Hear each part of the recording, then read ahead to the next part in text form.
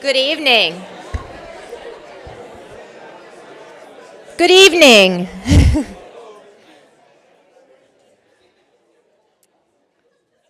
Hello, good evening. I am Carissa Slaughterback. I'm the Associate Dean here at the Humphrey School of Public Affairs.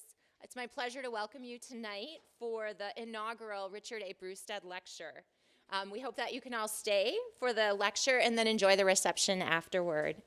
This is a new lecture that honors the memory of Dick Brustad, whom many of you know and worked with in the past. He passed away in January, and in his amazing 53-year career, Dick led the creation of affordable housing in cities, in suburbs, and in greater Minnesota.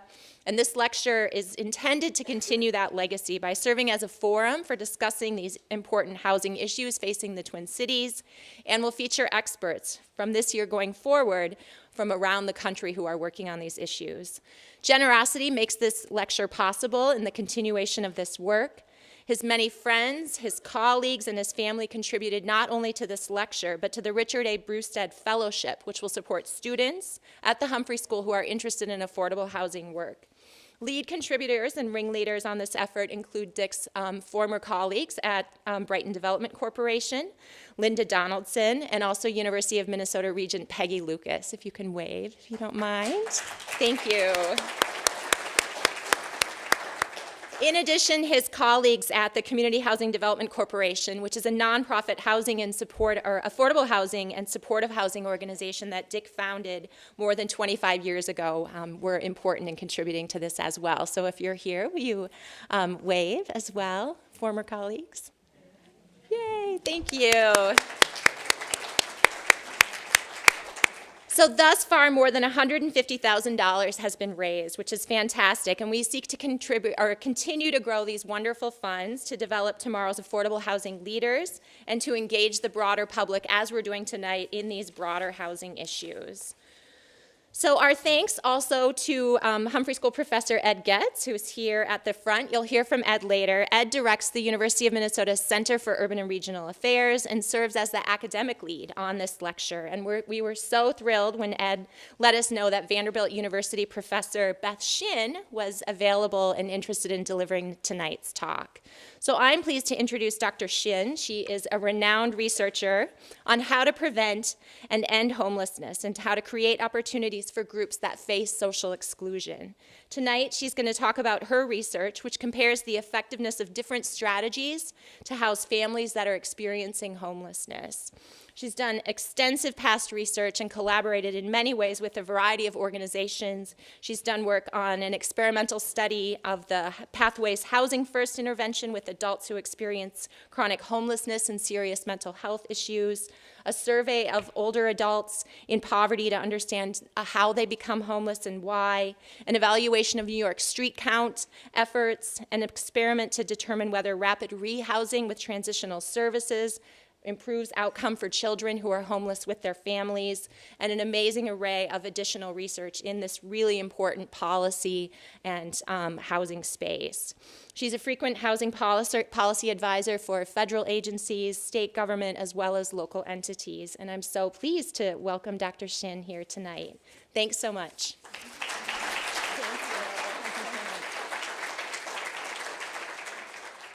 So thank you so much, Dean Slaughterback, and I'm really honored to be here to honor Dick Brustad. I've learned a little bit more about his life, and he sounds like an absolutely amazing man. And so to the extent that this lecture series continues his tradition, I'm really very pleased to be a part of it.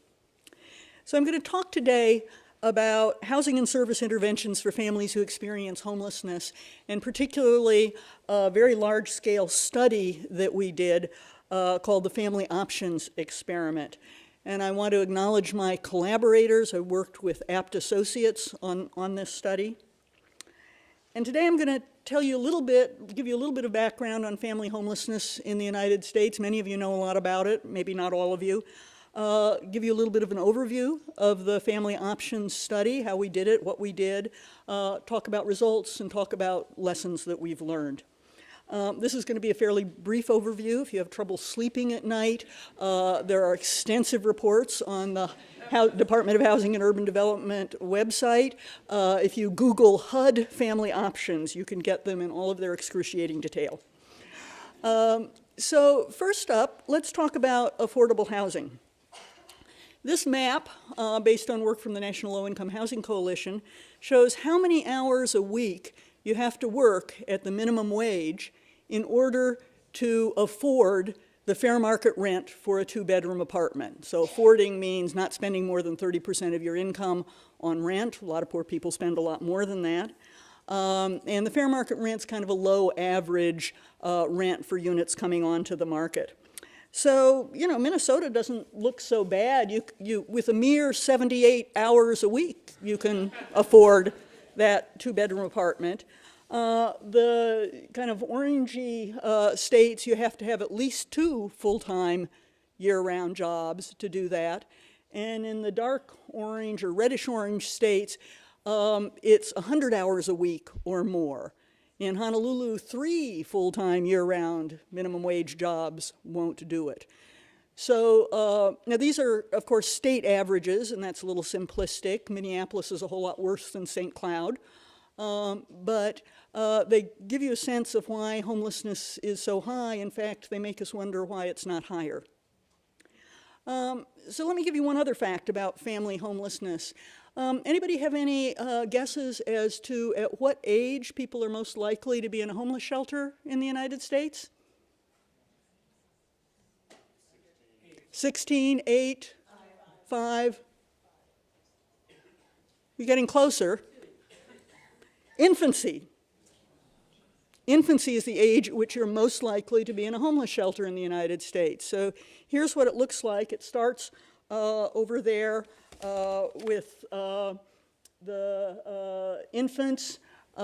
It drops for 1 to 5-year-olds, though it's still quite high. It drops further when you get to that subsidized child care called public school, and it stays low by the HUD definition of homelessness, which means living in a shelter or transitional housing program or a place not fit for human habitation, stays relatively low through adolescence, pops up again in the transition to adulthood when some of those folks are the parents of some of the young kids. So when we think about the face of homelessness in the United States, we need to think not just about that guy on the left, but about the child on the right. So the family option study tries to understand what to do about family homelessness. We worked in 12 communities around the United States. You'll notice that Minneapolis is one of them. We had about 180 families in Minneapolis. And the communities have a variety of economies, rental structures, vacancy rates, poverty rates. We worked with existing programs, so this wasn't some demonstration project that the university scholars came in and tried to implement with fidelity in various places. These are the programs that are actually out there. We screened them to make sure that they met kind of minimum criteria, that they weren't just calling themselves something. But it means there's some variety in the programs, but it also means that our results really pertain to the programs that are out there. And although we didn't randomly select the communities, we think that our results are probably generalizable beyond these 12. Altogether, there were nearly 2,300 families. There were nearly 150 programs that participated. Our study families were recruited after they'd spent a week in a homeless shelter. Many folks are homeless really quite briefly, and we figured these interventions probably weren't necessary for somebody who was going to get out on their own in a day or two. The typical family was a woman, median age around 29, 1 or 2 children. Median household income, that's average, the household income in the middle, was $7,400 annual income. So it's kind of clear why they were homeless, right? That doesn't cover the rent anywhere. 30% had some form of psychological distress or PTSD symptoms.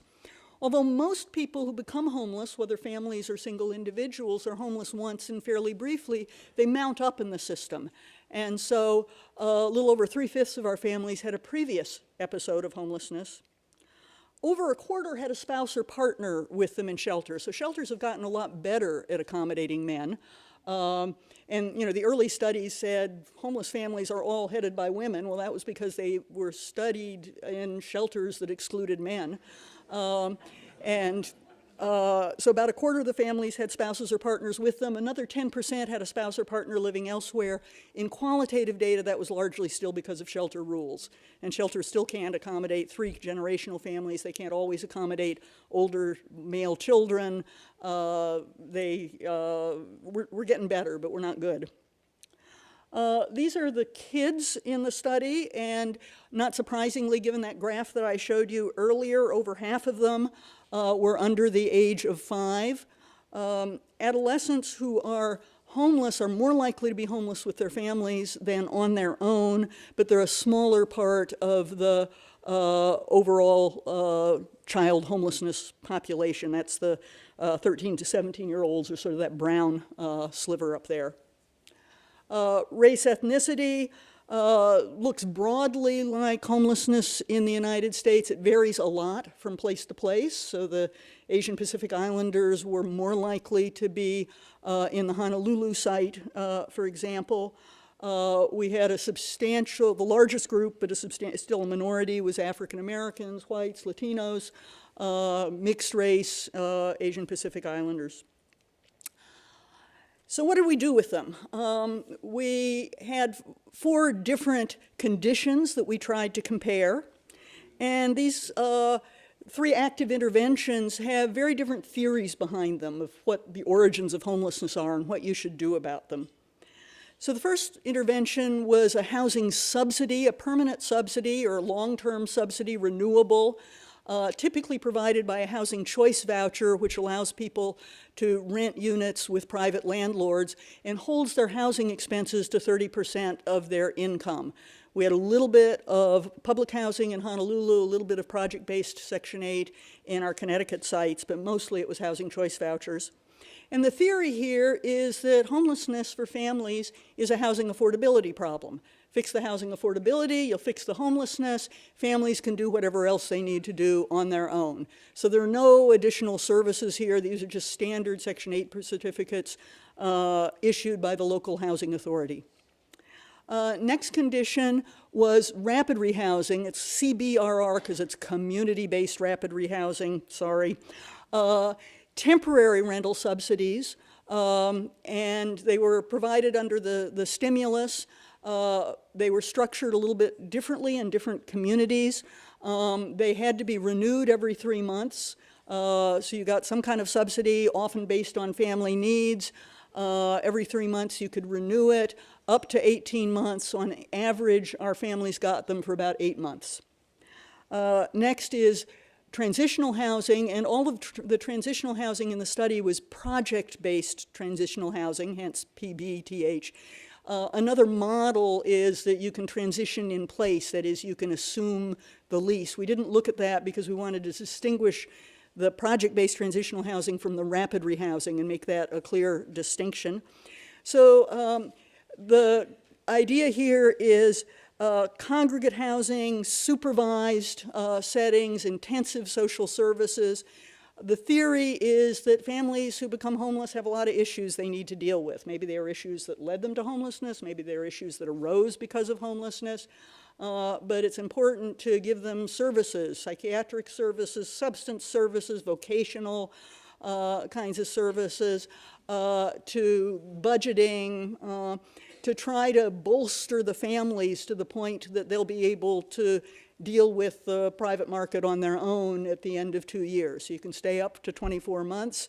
Our family stayed on average about 13 months. And so the theory is really, yes, housing is hard to afford, but you've got to do more for families than just give them housing. Rapid rehousing, I should say, I didn't sort of talk about the theory there. The difference there is really what the role of the homeless service system should be. So the idea is the role of the homeless service system should be to respond to whatever crisis led somebody into homelessness and get them back into the private housing market as quickly as possible. And most people who become homeless don't return to homelessness, so let's just shorten that. Let's get them out of shelter quickly. Shelters are not good for people. Let's get them back out into the private rental market. And that's kind of the theory behind rapid rehousing.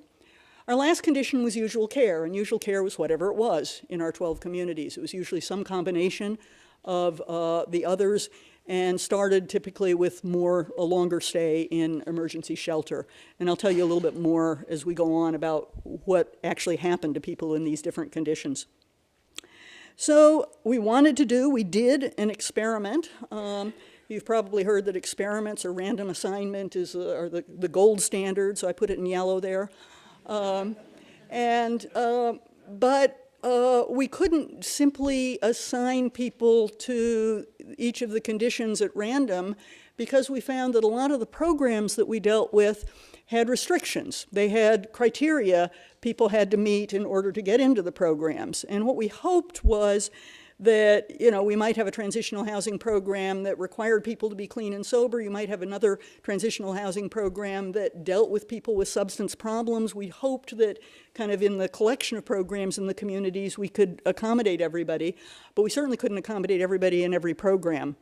And so what we did is we collected the criteria that programs had, and when somebody came in, got to the 1 week mark in a shelter, we screened them for the criteria of the programs that had an opening at that point in time. Then we randomized them among the conditions where there was a program that had an opening for them. So that messes up the experiment, right? So how do you restore the experiment? What we did is to, in doing the comparisons, include only people who are eligible for both arms of a comparison. So if we look at, I'll tell you today about the 3 active interventions compared to usual care. So when we're comparing the families that got subsidized housing to the families in usual care, we included only those usual care families who were eligible for a housing subsidy at the point they came in, but they didn't get it. Okay? And that means that we have a well-matched group of usual care families to compare to the housing subsidy families. Everybody's eligible for usual care by definition.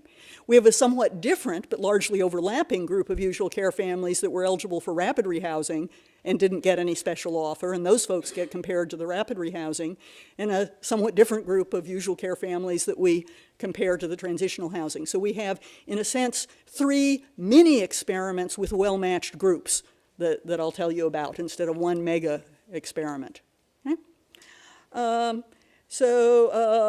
is the timeline. We were assigning people to the interventions towards the end of the Great Recession, or when the Great Recession was well underway. We followed them up, 81% of them 20 months later, and we did a second follow-up at 37 months on average, got 78% of the families at that point. So the first set of lessons we have from this study are about difficulties in getting admission to programs. So the transitional housing programs screened out more than a quarter of the families. So these are the programs that are supposed to deal with the people that have the most problems, and they screened out over a quarter of them. The criteria were that families failed most often were actually income criteria. My favorite is a transitional housing program that required people to have $2,000 a month of income. Why are they homeless again?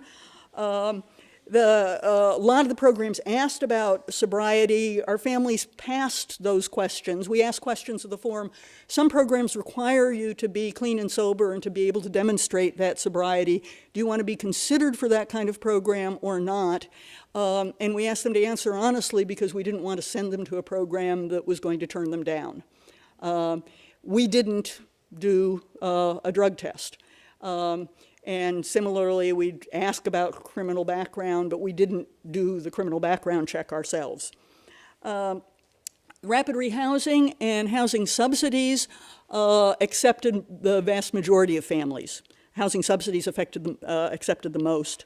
All families were eligible for usual care. Then, I'm sorry, I was looking at this, but you weren't. So moving, or I guess that's the second half, moving in after random assignment. So what we did is we gave people what we called a priority offer to a program. We said, this named program has a slot reserved for you, go to it, much as a coordinated entry system would do. We didn't force families to go anywhere. We told them, you know, you have a slot reserved for you at this program. And then families did what they did. And when they got to the programs might do additional screening. And so between that additional screening and families' choices, only a little over half of the families that were assigned to project-based transitional housing after they passed the preliminary screening actually went there over the next 3 years to the program they were assigned to. 3/5 of the families that were assigned to rapid rehousing actually leased up, and 88% of the families who were assigned to housing subsidies actually leased up. I think for the folks that got housing choice vouchers, it was about 84%. They had to pass the housing authority screening. They had to find a landlord that was willing to accept. They had to lease up. This is a higher lease up rate than in any study of housing vouchers anywhere. Our families were just a lot more desperate. They were able to use these subsidies. So why didn't families move in? Well, we have qualitative data from 4 sites, none of them Minneapolis, and on just 80 families. And it's partly because of additional screening by the programs. And the families say that more programs screened them out more than the programs say they screened them out. I know in Alameda County, if the family didn't have income, the program said, we'll get some income and come back, and the family perceived that as being screened out by the program, and the program perceived that as accepting the family. But there are also choices by families. And the number one issue was kind of location, location, location. So families wanted to be near their kids' school. They wanted to be near workplaces. They wanted to be near transportation and family that could help them out, take care of their children and the like. And so project-based transitional housing has a location, and the rapid rehousing and the housing subsidies allowed you to work with the scatter sites. They wanted family integrity. So they wanted all their family members to be able to stay with them. Housing authorities sometimes didn't allow folks with criminal backgrounds to be housed with the rest of the family, or transitional housing programs didn't always take men. So that was an issue. And they wanted stability. They wanted something they thought they could sustain, and that was a special issue for the rapid rehousing programs. They thought, well, you know, so I get a subsidy for a little while, but then it goes away, and then what? I'll just be back here. And so those are some of the reasons that families gave for their housing decisions. Okay, so this is kind of a bear. Let me take you through it. This is a representation of what families actually did over the 37 months. So the horizontal axis at the bottom is number of months. It goes from 0 to 32, which is the last day we have data on all of our families. And the vertical axis is the percentage of families. You can think of these, for the statistical geeks in the room, as a series of stacked bar charts that show where the families ended up. And let's look first at the bottom picture, which shows program use in the absence of any priority offer. So that's the usual care families who are eligible for housing subsidies but didn't get them. So on the left side, we can see that the families begin largely in emergency shelter. And you'll notice we have missing data on 18% of the families. They'd been in shelter for a week. Nonetheless, they didn't show up in the shelter records, so we don't have a record of their having been in shelter. It means that probably all of our shelter use throughout is an underestimate by about that amount. And after emergency shelter, the usual care group used a lot of other things. So by 6 months out, after random assignment, most of the usual care families had left emergency shelter, and about a third had started using other types of programs. The housing subsidy families in the top side had begun taking up the offer of permanent subsidies in quite large numbers. And boy, you can barely tell the difference here. You really can't tell the difference between the permanent. You can sort of see it up there. There's a little bit of a faint line between the permanent housing subsidy and the no program use. I apologize, it doesn't work that well with this particular projector. But basically, they're up there. And that's the line for the usual care families that are taking up the permanent subsidies. Okay? The next layer up from the bottom, we started with emergency shelter, is now transitional housing.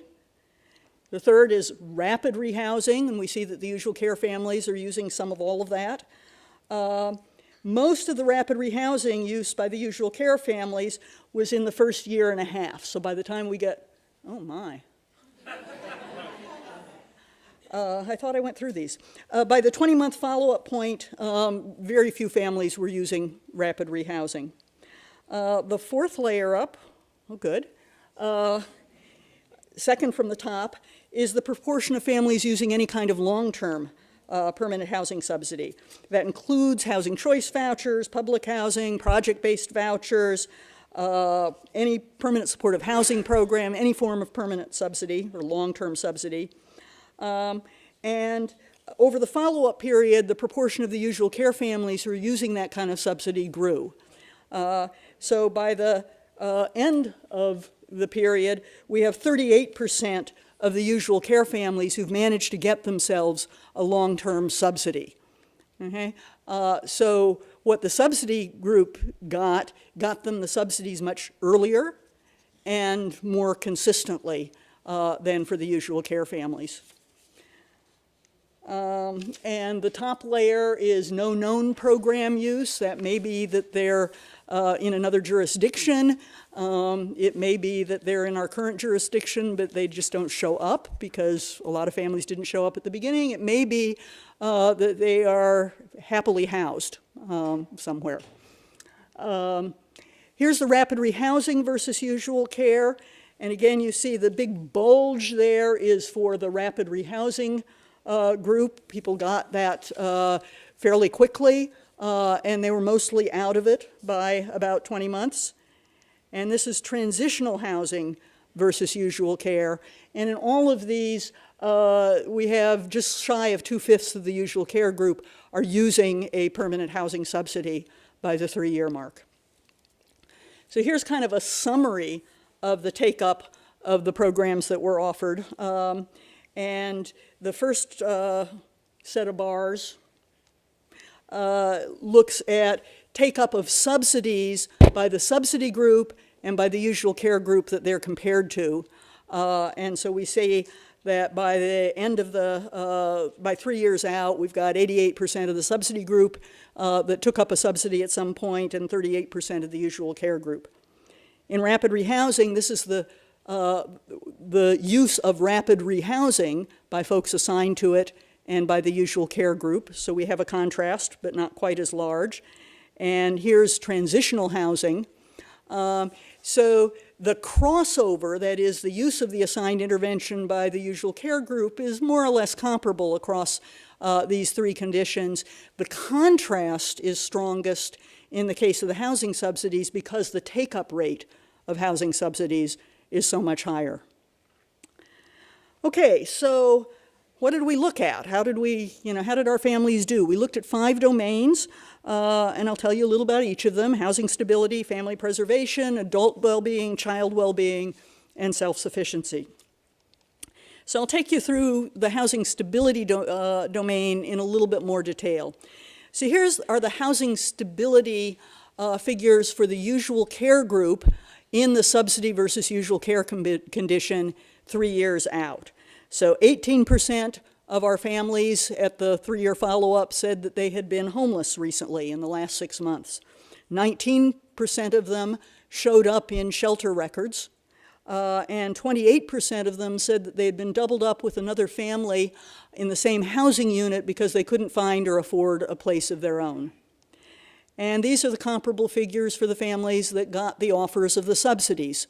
So we see that Homelessness is halved, and shelter stays are reduced by about 3/4, and doubling up is reduced by more than half.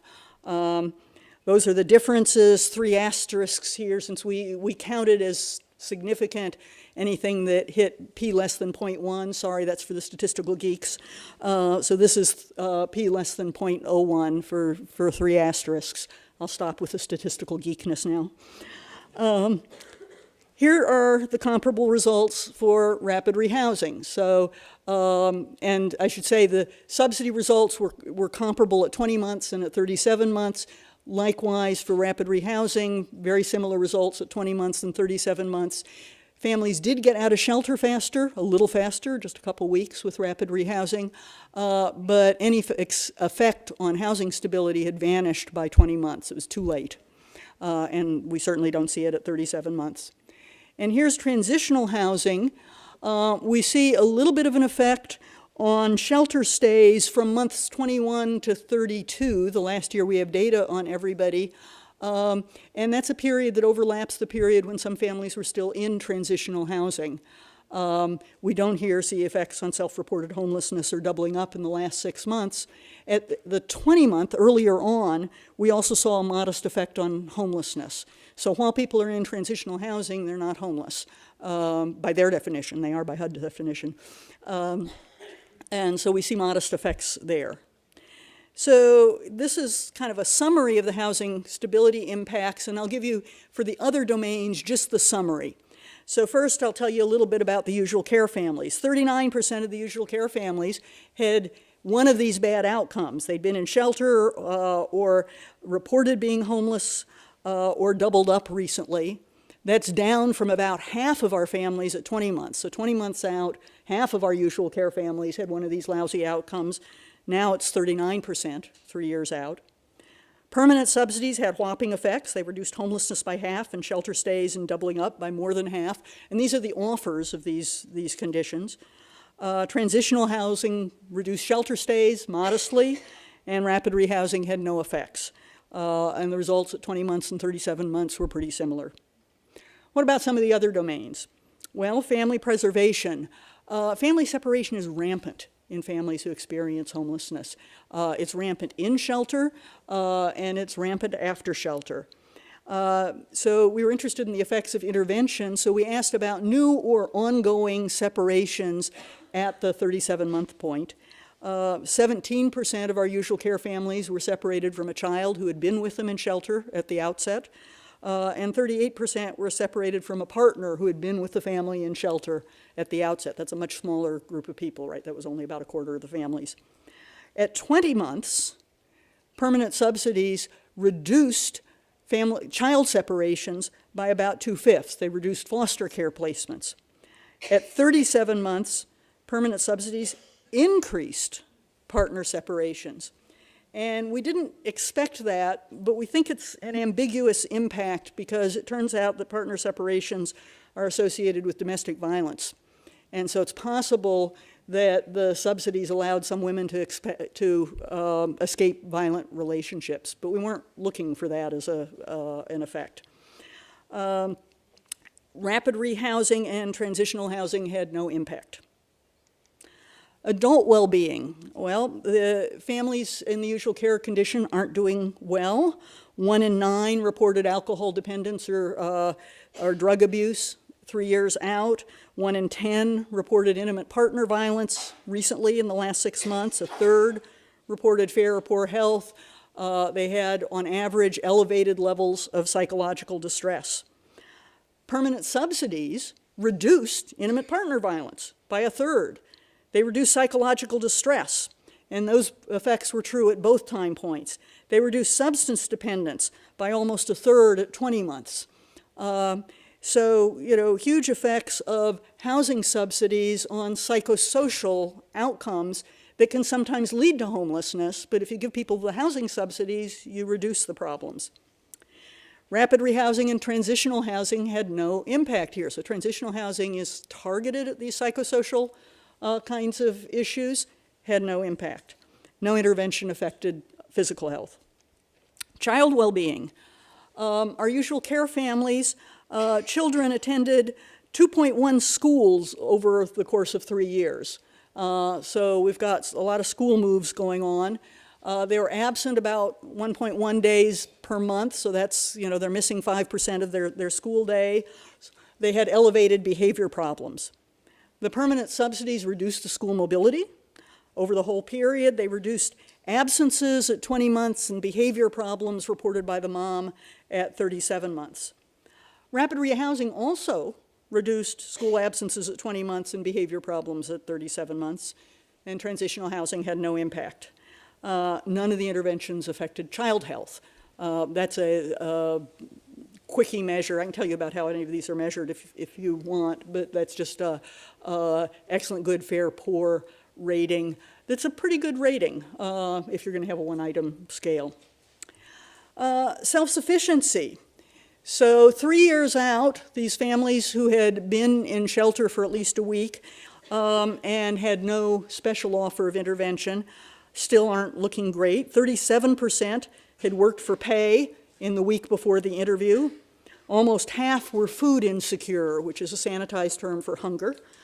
The median income was only a little above $12,000, so well up from income at the start of the study, but still too low on average to afford private market housing.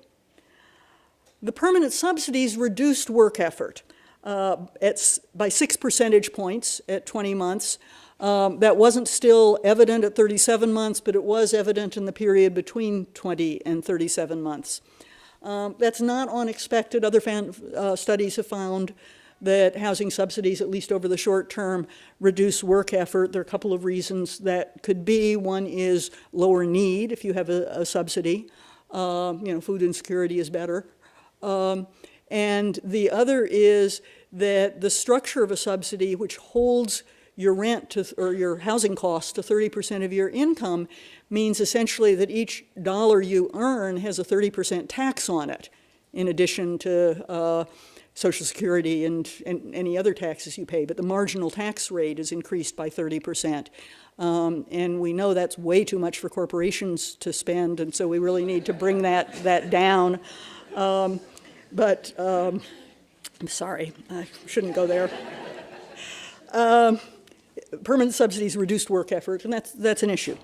The permanent subsidies increased food security, reduced food insecurity, or increased security by about 10 percentage points at both times. Rapid rehousing also increased food security at 20 months only, and it had a modest effect on incomes at 20 months. So when the permanent subsidies reduced work effort, they didn't reduce income. So families may have been a little bit pickier. We also have some evidence that families who had disabilities at the outset were a little bit more likely to have disability income if they got permanent subsidies. Transitional housing had no effect. We could have a chorus. So I've thrown an awful lot of data at you, and the important thing here is the patterns. So here are the patterns.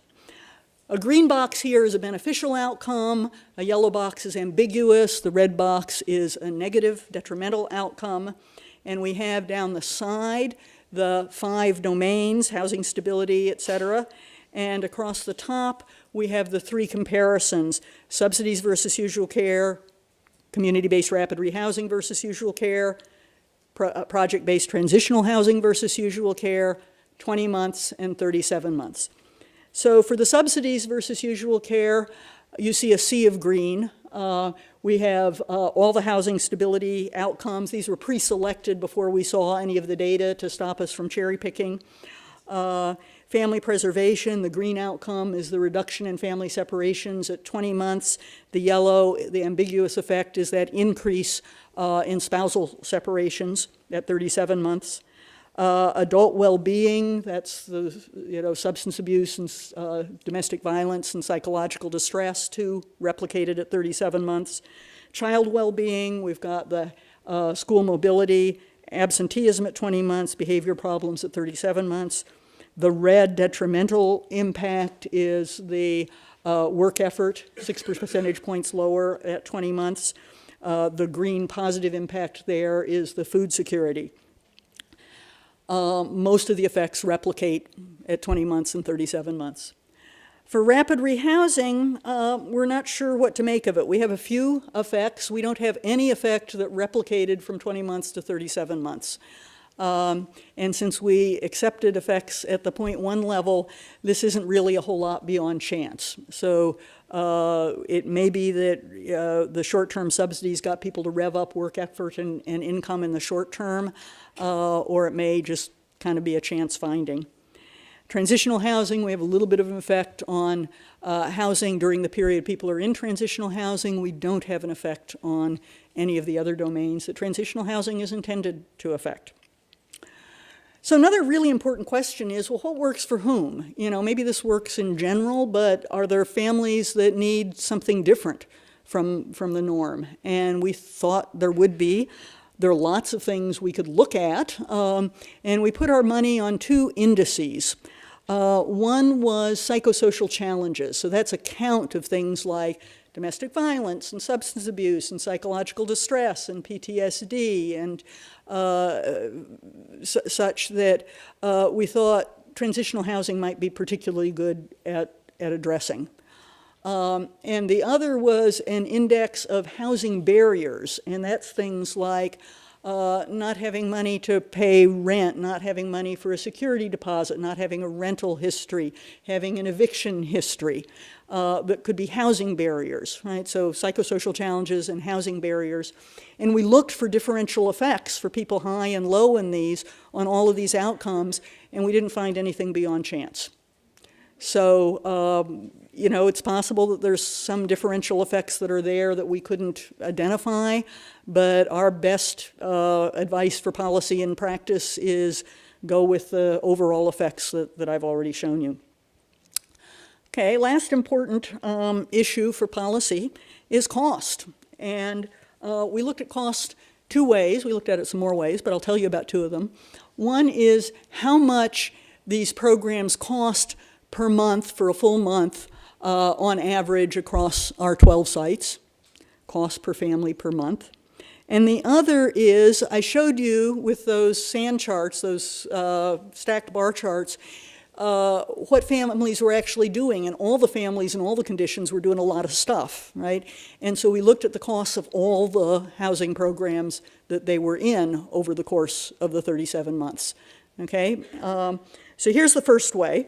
This is the per family per month cost, and we see that permanent subsidies are just under $1,200 a month, rapid rehousing cheaper, $880 a month, transitional housing expensive, $2,700 a month, emergency shelter really expensive, just shy of $5,000 a month, varied some from place to place, but shelters are expensive. And this is the cost of all programs that people use. So let me take you through this. First off, let's look at the housing subsidy versus usual care condition.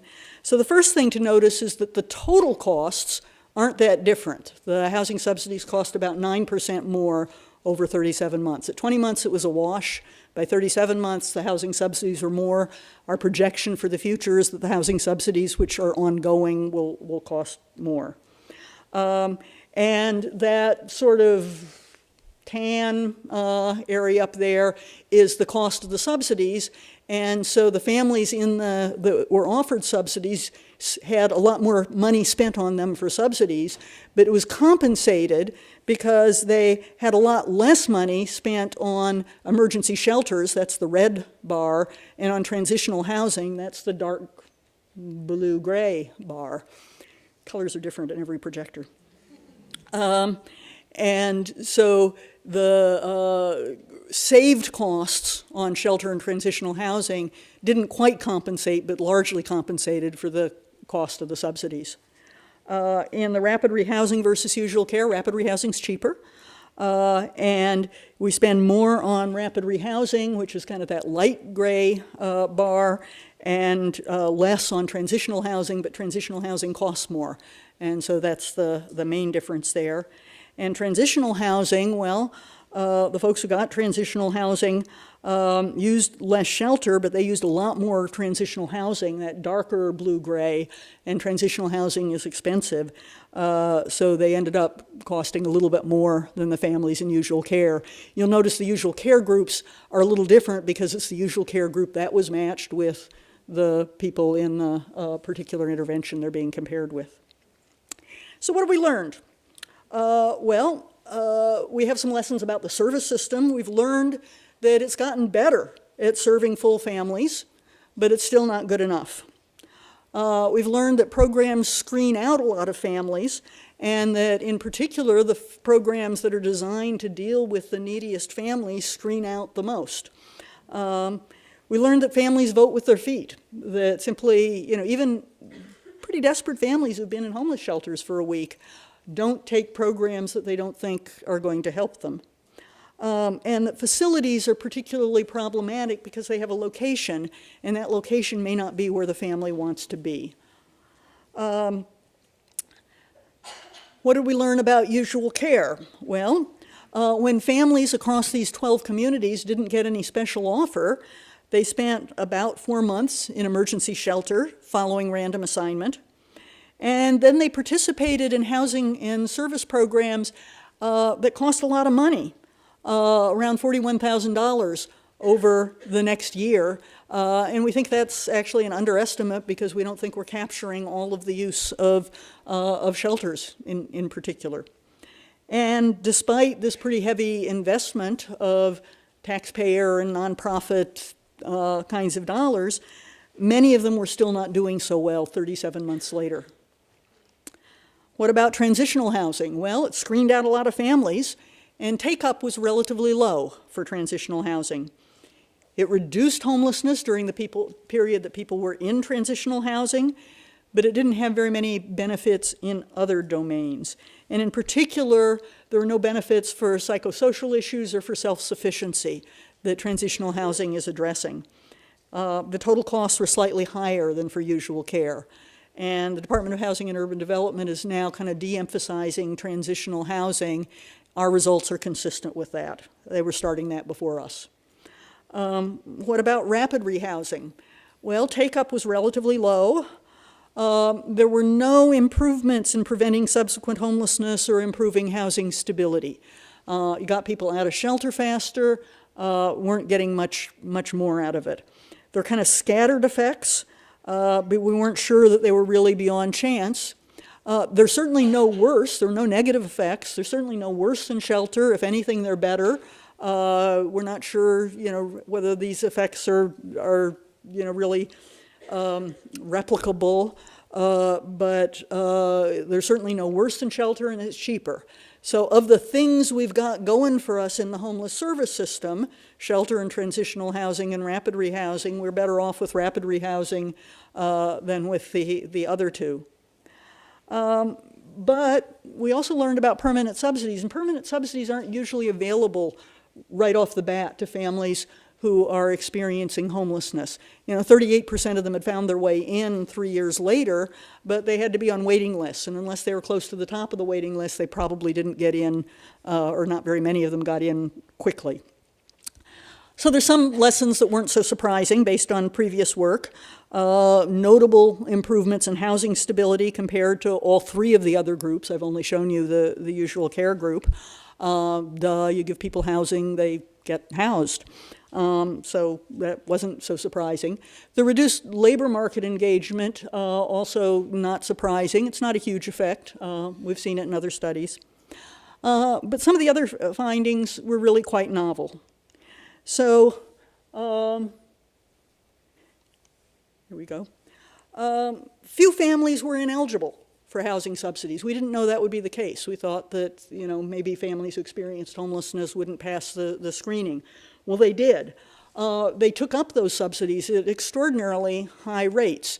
So people complain about subsidies getting turned back, but our families in a variety of housing markets were able to use them. They were able to maintain them. So it's not that they got in and then they fell out again because they're somehow deficient human beings. They got in and they maintained their subsidies. And the subsidies had radiating benefits. So just giving families housing subsidies reduced family separations, reduced domestic violence and substance use and psychological distress. It reduced things that can lead to homelessness, but you give people the housing subsidies and you reduce them. It improved children's welfare. From what we've learned from other studies, the length of time that children are exposed to a particular environment probably matters a lot. I wish we could carry this study on further, but that doesn't seem to be in the cards. Reduced food insecurity. We have a variety of benefits coming from these housing subsidies. And this really supports the idea that homelessness for families is a housing affordability problem. We've got a lot of support for that notion. The theory behind transitional housing, that you need to help families to address their issues before they can be housed. We don't have a lot of support for that. And in sum, I would say, we have a clear winner among interventions for families experiencing homelessness in the United States. And more broadly, if you want to go beyond just this study, I think the implications are about the importance of affordable housing, which a lot of people in this room have been working very hard on, for people with extremely low incomes. Housing affordability is a joint function of housing costs and incomes, the money that poor people have to spend. And any effort to reduce housing costs or increase incomes are likely to be helpful in reducing family homelessness. But it's clear that these permanent subsidies do very well. It remains to be seen whether something less than this kind of intervention could do as well. So thank you very much, and I'll be happy to hear some questions.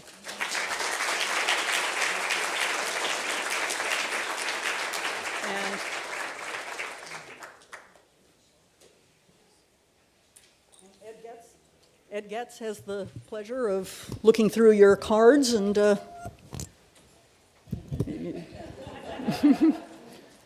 You're supposed First to of all, pull it over near your mouth. On behalf of everyone, thank you very much for a very stimulating presentation, and I know that other questions are being written as we asked. I would want to begin where you left off with the clear findings in the study related to the impact of permanent subsidies for families. Would that lead you to a recommendation to shift spending away from the other forms of response to homeless families and into more permanent subsidized housing? I'd like to expand funding, but yeah, I think we need to have a focus on getting people into housing and rather than on repairing them. And so I would certainly shift funding from transitional housing towards permanent subsidies. It seems like rapid rehousing really isn't enough to stabilize families in these 12 communities. And we actually looked at whether there were differences across communities. We thought some communities like yours that have been doing it for a lot longer would have better long-term outcomes, and that wasn't the case. Yes, to the extent that that's possible. I mean, the Obama administration in its last budget put in $11 billion for homeless families, $9 billion of which was to go to housing choice vouchers on the strength of this. That's not going to happen. Let me put you on the spot in a slightly different way. Maybe I should have started with easier. Do you like Minnesota? Sorry. I'll go to the original. My son graduated from the law school here a couple of years ago. I've got my Golden Gopher socks. That's great. I'm not wearing them. But So the question would then be, would you, considering the findings of your study, perhaps think about giving homeless families priority for subsidized housing? I would. Administrators are terrified that if you give anything to people because they're homeless, you will draw more people into homelessness. I think that problem is real but overrated. That is, most of the people in this room would not run down to the homeless shelter that opened up down their block just because they could get free rent. But if a family is desperate enough, and it looks like, that's the only way to get permanent housing, I think there will be some families that will take advantage of that, and some of you all who work with families would advise them to do that. So poor families are rational, but I think the danger is overrated. I think we need to attack housing affordability more generally, as many people in this room are doing. You looked at a couple of conditions that might lead to different outcomes and concluded that they didn't make a difference. What about, did the age of the children matter? Did the number of children that a family had matter in any of the outcomes? We didn't look at that, and we have, several hundred variables that we could look at, and different people might have their different choices. We had, 6 experimental comparisons times 18 key variables times, that's 216 tests. We could go on and on. We would find some stuff because, 1 out of 20 tests or 1 out of 10 comes out. But so we didn't do that. If there was a really strong theoretical rationale, I might be interested. I would be interested in, in thinking about where to go next. If the answer isn't housing subsidies for all, what between rapid rehousing and a long-term renewable subsidy might be enough for families. And one thing I would play with, given the patterns when really young children are very likely to be homeless, is something that might be tied to the age of the youngest child. I think it would be very difficult to do a temporary subsidy. New York got into this. You announce there's going to be a 3-year subsidy. At the end of 3 years, all these people are about to become homeless again. What do you do, Mr. Mayor or Ms. Mayor? It's a real dilemma. But I think you could potentially try something that would help families get to the point that their kids are in public school. Whether that would be enough. There are people here, I don't see Ann, who are worried about high mobility among school-age children. So stabilizing school-age children is important too. The study shows no health benefit in several categories, yet many studies show housing improves health outcomes. Do you have thoughts on that? Was this not long enough of a study, not good records, or? Well, the variable there was the mom's report for herself and for her children about health on a 4 or 5 point scale. I forget. Excellent, good, fair, poor. It's widely used in the National Health Interviews Survey. It's a standard measure. It seems to be sensitive. I'm not sure why we didn't get effects there. And it's not because everybody has great health to begin with. It's not lack of variability on the measure. Can you talk more about families' receptiveness to participating in the programs and the take-up?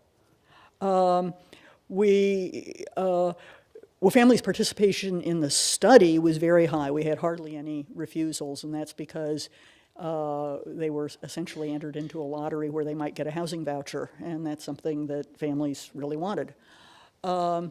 Take-up of the interventions was, of course, more mixed, and the best information we have there, and it's summarized in a paper that Ben Fisher and some of the rest of us wrote. Ben was a student who worked on the study. about how families made housing choices.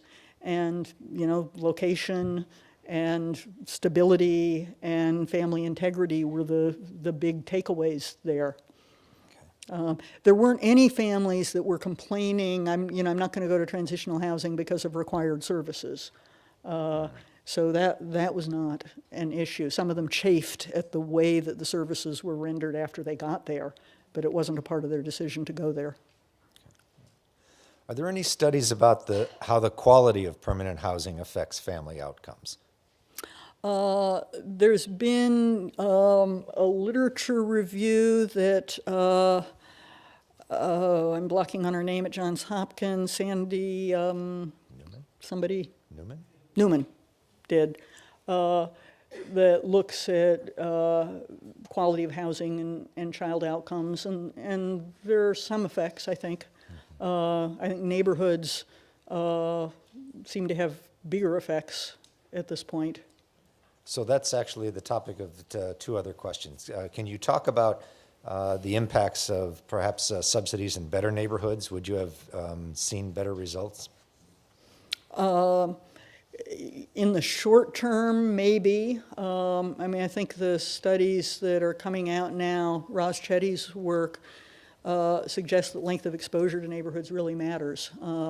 And so in the moving to opportunity studies, where some people got vouchers that they could move anywhere and some people got vouchers that were restricted to better neighborhoods, the results were initially a little disappointing, though they did get results on health.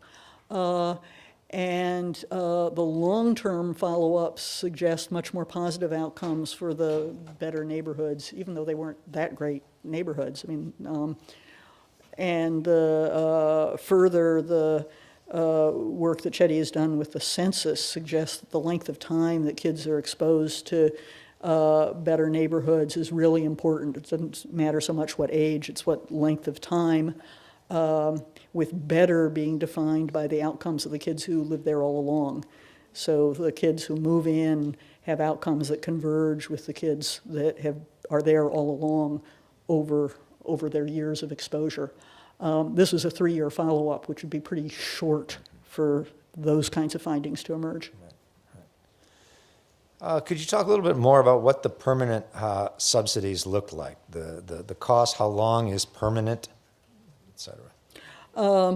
So I probably should be saying long-term subsidy instead of permanent subsidy. Basically, with a housing choice voucher, which is the dominant form, you renew it annually, and it's renewable as long as you're income eligible, and most of our families were not exceeding the income thresholds, and as long as the unit passes inspection. If the unit doesn't pass inspection, you can take the subsidy to another unit, you can take the subsidy to another state.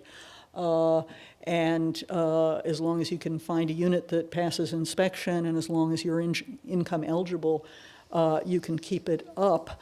You could get kicked out for certain kinds of criminal convictions. And that varies a little bit from housing authority to housing authority, just what they count.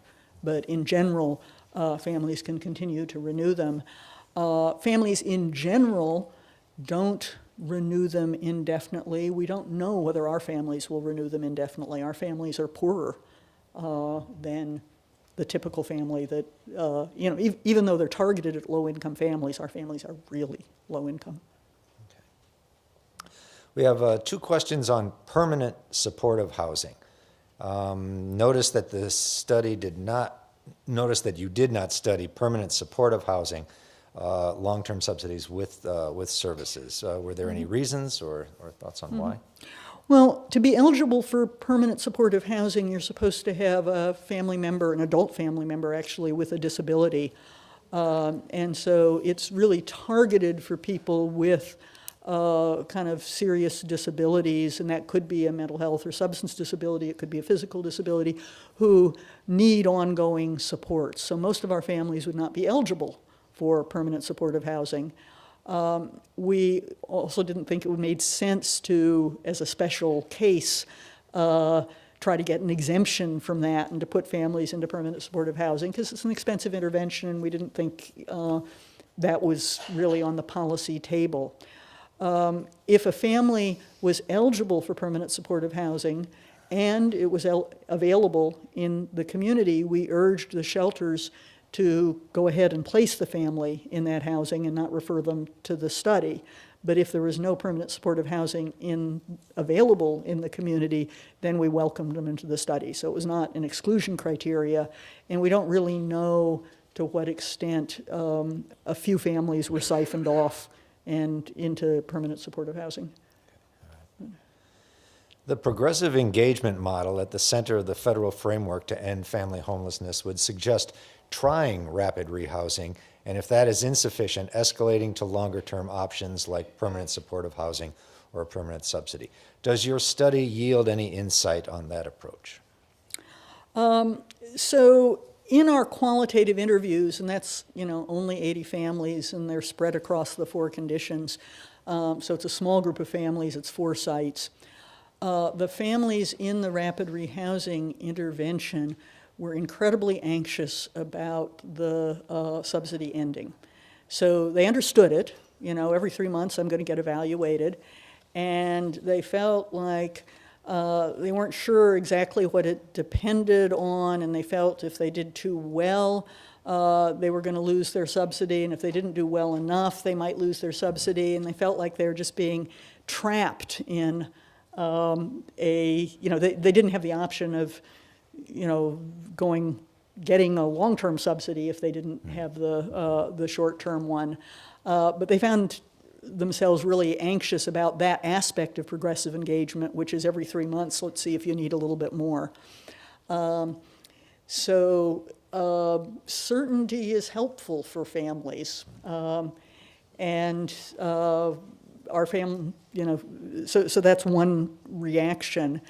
You could say, the only real predictor of whether somebody's going to come back to shelter, we tried to predict that, and we can't do it very well. But the best predictor you've got is whether they've been in shelter before, then they might come back again. So one way you could do that is to give people rapid rehousing, and if they come back, then the second time through, give them a permanent subsidy. You're putting, in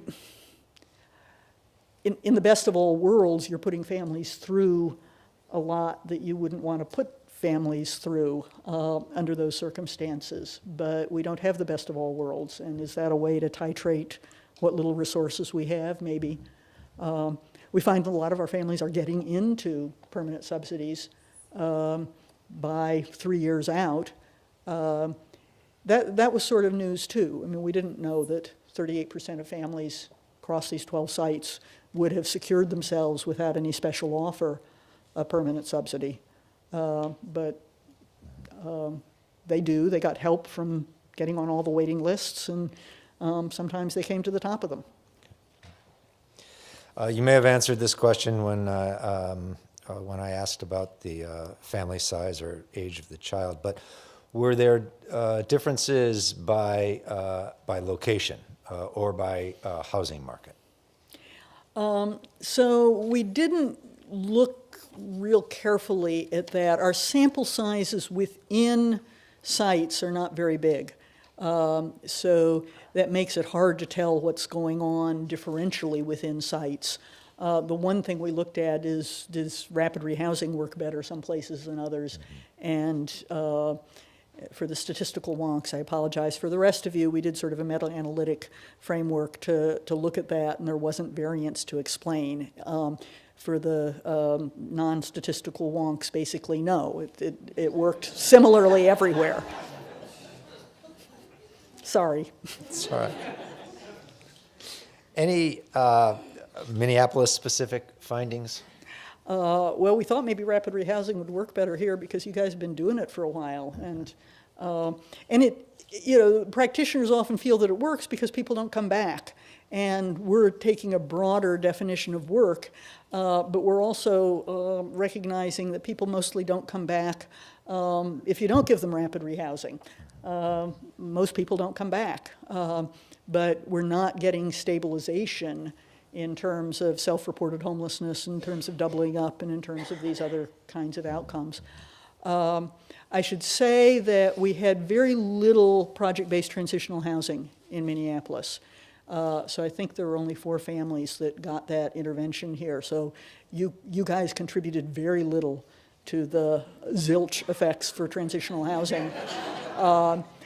But you were represented in the other 3 Not conditions. sure whether that's a good thing or a bad thing. I'm still trying to figure that out. On the other end of the age spectrum, have there been studies on elder homeless outcomes? So there is some aging of the homeless population. That is, the average age of single adults who are homeless is getting older. And it's, every 10 years it goes up by something like 7 years. So it's not, simply a cohort, but it seems like the tail end of the baby boomers are producing more homelessness. We did one study in New York to say, is it the same people or is it new people coming in? And we found about half and half. About half of the folks we talked to, and this is not a huge study, had long histories of one form or another of housing instability, possibly some incarceration or something like that. Another half had what looked like normal lives through middle age, employment, housing, not necessarily storybook lives, but lives that sure didn't look like they were headed to homelessness. And then something happened, and typically it was a cascade of somethings that happened that pitched people into homelessness and they couldn't get out. And they're getting sicker, the older homeless adults. Interventions, I would think, we know for folks with serious disabilities, we haven't been talking about that certain models of permanent supportive housing work really well. We know for folks that don't have, for families, that, simply housing with subsidies works pretty well. And so I don't know of studies of interventions for older adults, but I would guess that that's the spectrum that would work pretty well. Can you say more about the findings of no difference in impacts based on mental health issues? So there's mental health and there's mental health. If you look at Axis 1 disorders, schizophrenia, for example, and you look at permanent supported housing, you often don't find much impact of permanent supportive housing on psychosis. We found huge impacts on distress, and for people in the business, that's the Kessler-6 measure. It's a measure of psychological distress that's associated with diagnosable mental illness, but isn't itself diagnosable mental illness. And I think that distress really comes from environmental circumstances to a greater extent than something like schizophrenia does, and hence is more responsive to environmental circumstances. So we reduced distress with housing. Most of our families, most mothers in families, don't have psychotic disorders. They mostly wouldn't still have their children with them if they did. As one service provider put it, you have to be pretty together to hold on to your children through an episode of homelessness. So if you're presenting to shelter with your children, chances are that you don't have one of these Axis 1, really major depression, psychosis, really kind of very serious forms of mental illness. You may be depressed and you may have a lot of distress, but that's a little different.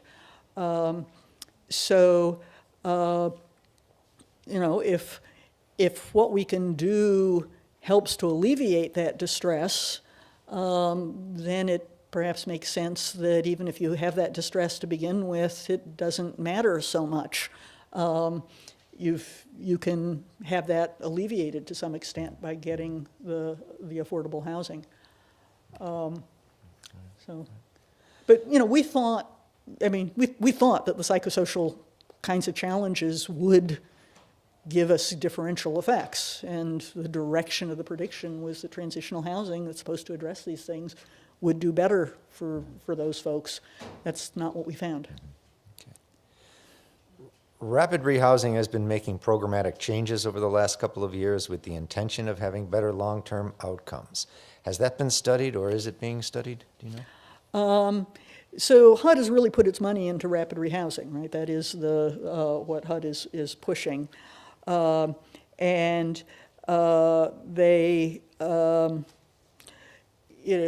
whenever you do an evaluation study and you find that something doesn't work, people say, well, of course it's changed since then.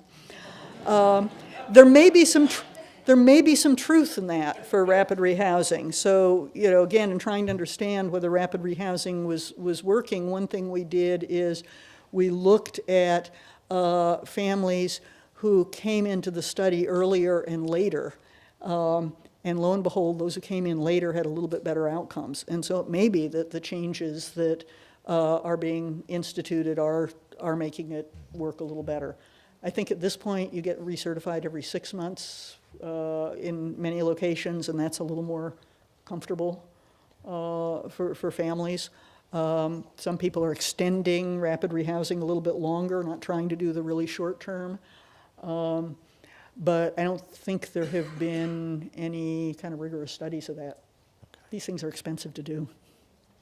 Speaking of expensive, if you had $5 million to invest in an intervention, what would it be? And if it had to be time limited, how much time would you give families? I'm talking way beyond the data here, right? So your guess is as good as mine. I would try a time-limited subsidy that's tied to the age of the child. That's the next thing I would try. But whether that's, that's the musings of an academic. It's not, I don't have any basis for that. All 5 million? 5 million doesn't go very far. 50. I would try multiple kinds of variations on subsidies. I mean, this is anathema to the affordable housing community, so hold your tomatoes.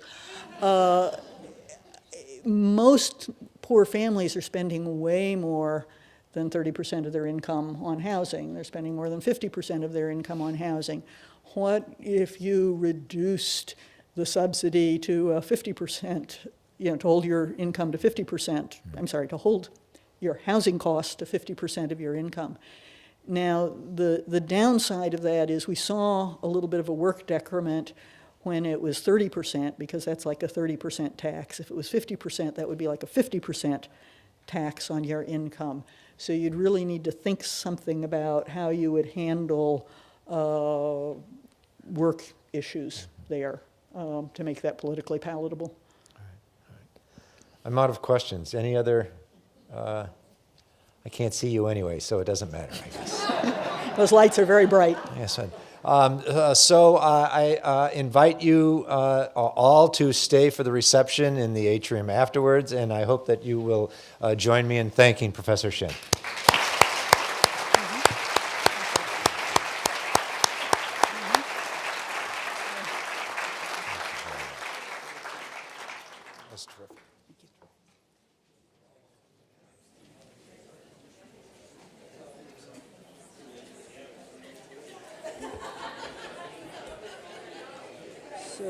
Let's see. Is the study ongoing? Is it? No. What I should have asked. What'd you lose?